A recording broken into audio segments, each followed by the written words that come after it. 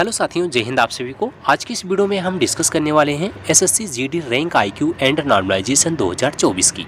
यानी साथी SSC GD का रैंक आईक्यू क्या चीज़ है और आपका नॉर्मलाइजेशन किस तरीके से किया जाता है, सारी चीज़ें इस वीडियो में हम डिस्कस करेंगे। साथी अगर आप भी एसएससी जीडी का एग्जाम दिए हैं तो एक बार इस वीडियो को कंप्लीट वॉच कीजिएगा, आपके सारे डाउट इस वीडियो में हम क्लियर करेंगे। सबसे पहले हम साथी बात करेंगे इसके रैंक आईक्यू की। यानी साथी आप सबने देखा होगा कि रैंक आईक्यू में सबके नंबर 10 से 15 नंबर इंक्रीज हो रहे होंगे, लेकिन साथी क्या इससे आपका नॉर्मलाइजेशन में क्या फ़र्क पड़ेगा? क्या आपका नॉर्मलाइजेशन में भी 10 से 15 नंबर बढ़ेंगे? किस तरीके से आपका नॉर्मलाइजेशन किया जाता है, सारी चीज़ें आपको बताने वाले हैं। तो साथियों अगर आपने चैनल को सब्सक्राइब नहीं किया है तो चैनल को साथी सब्सक्राइब करके बेल आइकन को ऑन कर लो। एसएससी जीडी से रिलेटेड पल पल की अपडेट आपको मिलती रहेंगी। साथ ही इससे पहले हमने आपको एक वीडियो, आपका कट ऑफ का वीडियो आपको कल दिया था, जिसमें हमने साथ ही आपको हर एक स्टेट का आपको अलग अलग कट ऑफ बताया था, किस स्टेट की कितनी पिछली बार कट ऑफ गई थी और इस बार कितनी कट ऑफ जाएगी। तो साथियों आपको बता दें लगभग 80% आपका वही कट ऑफ जाएगा जो हम आपको बता दिए हैं, क्योंकि साथी 1-2 नंबर आपका आगे पीछे हो सकता है, लेकिन जितना हमने आपको कट ऑफ बताया है, अगर आप लोग का मार्क्स उतना तक साथी रॉ मार्क्स अगर आपका बन जाएगा तो फाइनल में आपको साथी 100% सिलेक्शन हो जाएगा। क्योंकि साथी उसमें हमने जो भी कट ऑफ बताया है वो आपका फाइनल कट ऑफ बताया है आफ्टर नॉर्मलाइजेशन, यानी नॉर्मलाइजेशन होने के बाद जो एसएससी जीडी की फाइनल कट ऑफ लगती है जितने नंबर पर, वो आपका स्कोर बताया है। उससे अगर आपका नंबर साथी 10 से 15 नंबर भी कम होगा तो फाइनल में आपके साथ ही रिजल्ट आने के बाद आपका नॉर्मलाइजेशन में 10-15 नंबर बढ़ भी सकता है, उससे आपका फाइनल सिलेक्शन हो जाएगा। तो अगर आपने कट ऑफ का वीडियो नहीं देखा है तो इस वीडियो के डिस्क्रिप्शन में आपको हम लिंक दे रहे हैं, उस वीडियो को आप लोग जरूर देखिएगा और अपना अनुमान लगा लीजिएगा कि आप जिस स्टेट से हैं आपकी कट ऑफ देखिए कितनी जा रही है। तो उस वीडियो को आप लोग देखिएगा और अपना मार्क्स साथी कमेंट में जरूर बताइएगा। तो आइए सबसे पहले हम इसकी बात करते हैं साथी कि जो एसएससी जीडी की रैंक आईक्यू जारी किया गया है वो क्या चीज़ है, किस तरीके से आपके साथी नंबर उसमें बढ़ रहे हैं और नॉर्मलाइजेशन में कितने नंबर बढ़ेंगे। सबसे पहले हम साथी बात करते हैं इसके हार्ड शिफ्ट की, क्योंकि साथी जो आपका रैंक आईक्यू में मार्क्स बढ़े हैं, जिसके शिफ्ट जो है हार्ड थी उसी के मार्क्स बढ़े हैं। तो आपको बता दें साथी सबसे पहले आपकी कौन कौन सी हार्ड शिफ्ट हुई थी एग्जाम में जिसके नॉर्मलाइजेशन में स्कोर बढ़ते हैं।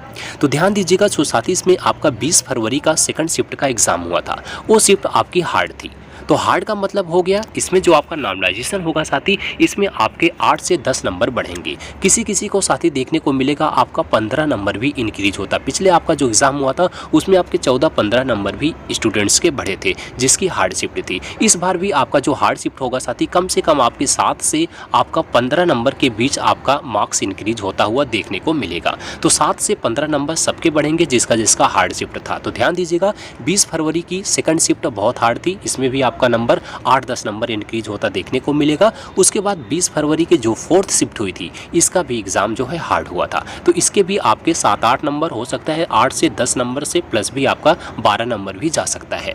उसके बाद आपकी 22 फरवरी की थर्ड शिफ्ट भी जो हुई थी साथी, ये भी आपकी हार्ड हुई थी, तो इसके भी आपके 8-10 नंबर बढ़ते हुआ देखने को मिलेगा। उसके बाद आपकी 22 फरवरी की फोर्थ शिफ्ट भी आपकी हार्ड थी। तो जो हमने आपको शिफ्ट बता रहे हैं ये सभी शिफ्टें साथी हार्ड एग्जाम हुआ था इनका।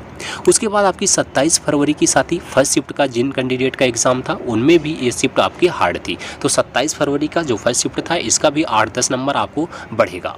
उसके बाद साथी देखेंगे 29 फरवरी की सेकंड शिफ्ट जो हुई थी यह भी आपकी हार्ड शिफ्ट थी, इसके भी नंबर आपको बढ़ता हुआ देखने को मिलेगा।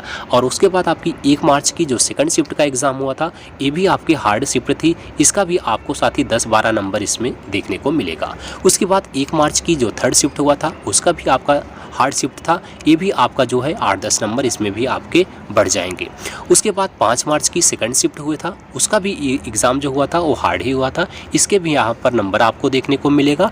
उसके बाद 6 मार्च की फर्स्ट शिफ्ट जो हुई थी ये भी आपकी हार्ड शिफ्ट थी, 6 मार्च की थर्ड शिफ्ट जो हुई थी वो भी आपकी हार्ड थी। बाकी साथी जितने भी शिफ्ट हुई थी हर एक शिफ्ट जो है, कुछ शिफ्ट ईजी हुई थी, कुछ शिफ्ट मॉडरेट हुई थी, लेकिन हमने जितने भी आपके 10-11 शिफ्ट जिसमें आपको बताया है, अगर आप लोग का भी इस शिफ्ट में था, हार्ड वाली शिफ्ट में था, तो आपके साथी 100% 8 से 10 नंबर कम से कम आपका फाइनल में बढ़ जाएगा रिजल्ट आने के बाद। यानी जब नॉर्मलाइजेशन होगा उसमें आपके मार्क्स बढ़ेंगे।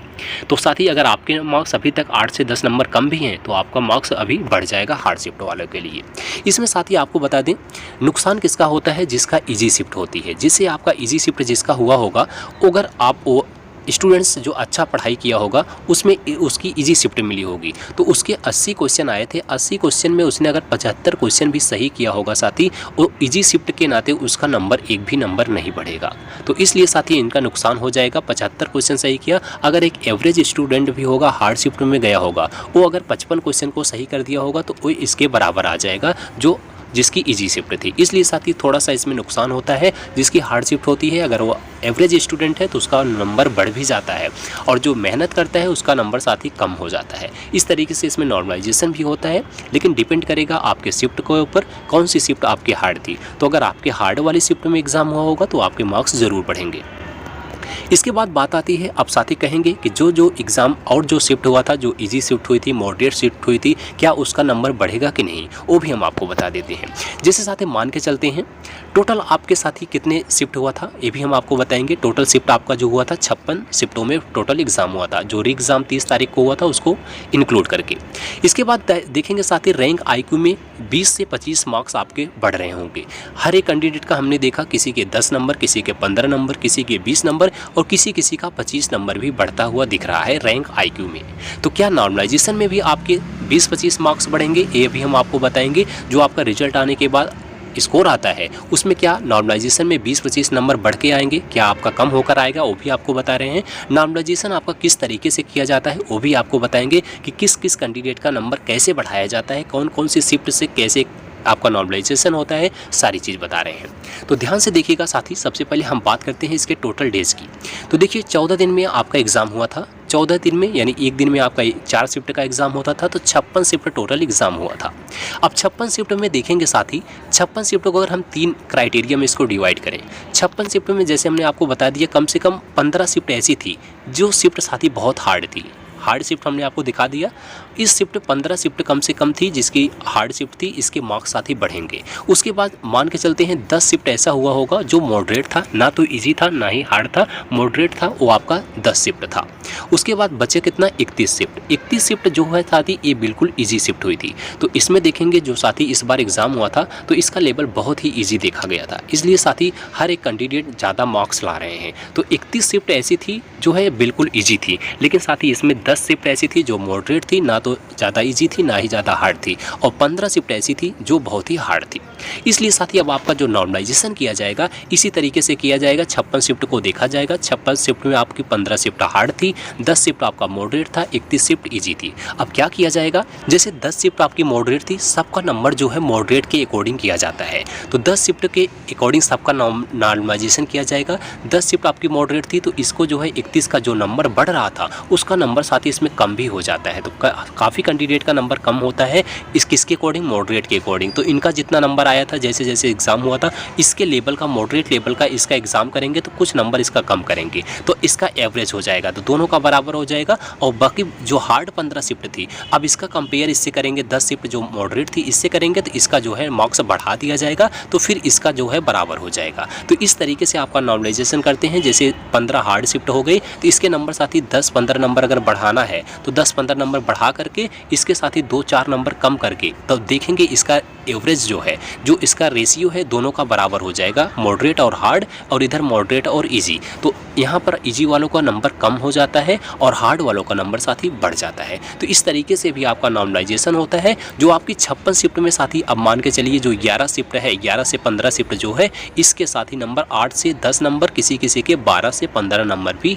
बढ़ जाएंगे। वो आपका स्टूडेंट पर डिपेंड करेगा। जैसे साथ ही मान के चलिए जो हार्ड शिफ्ट का एग्ज़ाम हुआ था उसमें कोई कैंडिडेट है जो साथी उसमें 80 क्वेश्चन में से 70 क्वेश्चन सही किया है और 70 में साथी उसने 70 ही क्वेश्चन को, जैसे 70-75 क्वेश्चन को अटेम्प्ट किया उसमें 70 सही हो गया, उसने जो है गलत कम किए हैं तो उसका मार्क्स साथी ज़्यादा देखने को मिलता है। और कोई कैंडिडेट है जैसे 80 क्वेश्चन में से उसने 50 सही किया है और 30 साथी पूरा का पूरा 30 गलत कर दिया है, तो इसका मार्क्स थोड़ा सा कम रहेगा। किसके अकॉर्डिंग, इसके इसलिए होता है कि आपने निगेटिव कितना किया है। निगेटिव अगर आपने कम किया है तो आपके मार्क्स ज़्यादा बढ़ते हैं। इसलिए साथी आप लोग को कहा जाता है कि जो क्वेश्चन आए वही क्वेश्चन किया करो। इसलिए लेकिन इस बार जो था निगेटिव मार्किंग कम था, हर एक कैंडिडेट 80 में 80 अटेम्प्ट किए होंगे, लेकिन जो एक्यूरेसी के साथ किया होगा उसको ज़्यादा मार्क्स इसमें देखने को मिलेगा। तो इस तरीके से साथ ही आपका नॉर्मलाइजेशन किया जाएगा। और मान के बस यही चलिएगा, अगर आपका एग्ज़ाम जो है हार्ड वाली शिफ्ट में हुआ होगा, जो 15 शिफ्ट थी उसमें हुआ होगा, तो आपका एग्ज़ाम साथी अच्छा जाएगा,